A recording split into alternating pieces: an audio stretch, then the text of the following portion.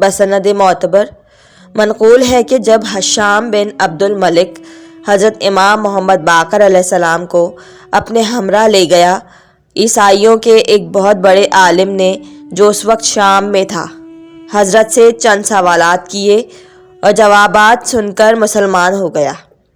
اس کا ایک سوال یہ بھی تھا کہ آپ مجھے آگاہ فرمائیں اس مرد کے حال سے جس نے اپنی زوجہ سے مقاربت کی اور وہ 2 لڑکوں سے حاملہ ہوئی اور وہ دونوں بیک وقت پیدا ہوئے، ایک ہی وقت مرے اور ایک ہی قبر میں دفن ہوئے، لیکن ایک کی عمر 150 سال تھی اور ایک کی عمر صرف 50 برس۔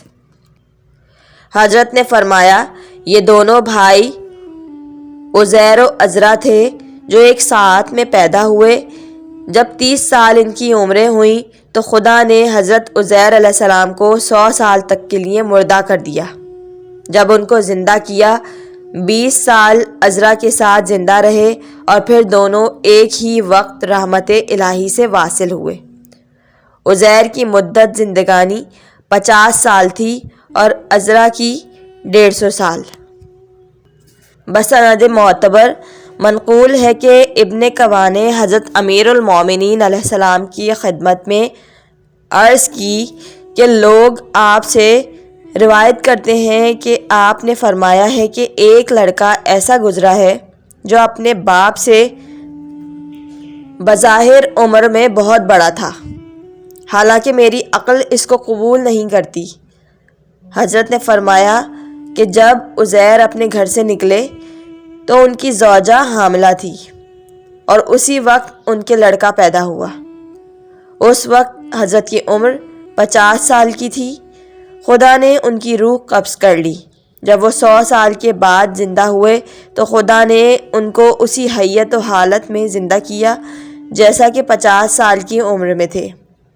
جب وہ اپنے گھر واپس آئے تو ان کی عمر 50 کی تھی اور آپ کے لڑکے آپ سے عمر میں بہت بڑے تھے۔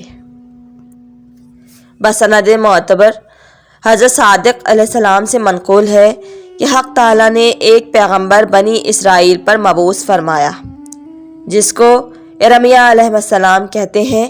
خدا نے ان کو وحی کی کہ بنی اسرائیل سے پوچھو کہ وہ کون سا شہر ہے جس کو میں نے تمام شہروں میں سے انتخاب کیا اور برگزیدہ کیا ہے اور جس میں عمدہ قسم کے درخت میں نے اگائے ہیں، ہر درخت سے الگ اور بہتر، اور میں نے ان کو پاک کیا ہے۔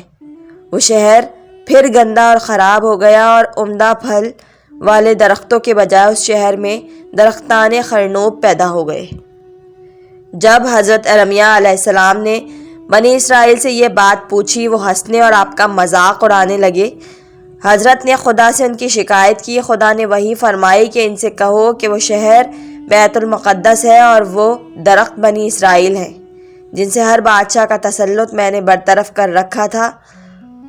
ان لوگوں نے فساد برپا کیا اور میری نافرمانی کرنے لگے، تو اب ان پر ایسے جبار شخص کو مسلط کروں گا جو ان کا خون بہائے گا، ان کے مال و اسباب لوٹے گا اور ہر چند فریاد کریں گے کہ ان پر رحم نہ کروں گا۔ مجھ سے دعائیں مانگیں گے، میں قبول نہ کروں گا۔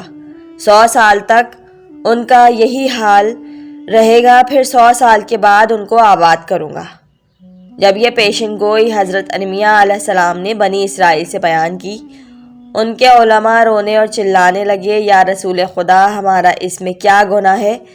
ہمارے اعمال نافرمانوں کے سے تو نہیں، لہٰذا آپ بارگاہ معبود میں مناجات کریں۔ حضرت ارمیہ علیہ السلام نے 7 روز روزہ رکھا، ان پر کوئی وحی نازل نہ ہوئی۔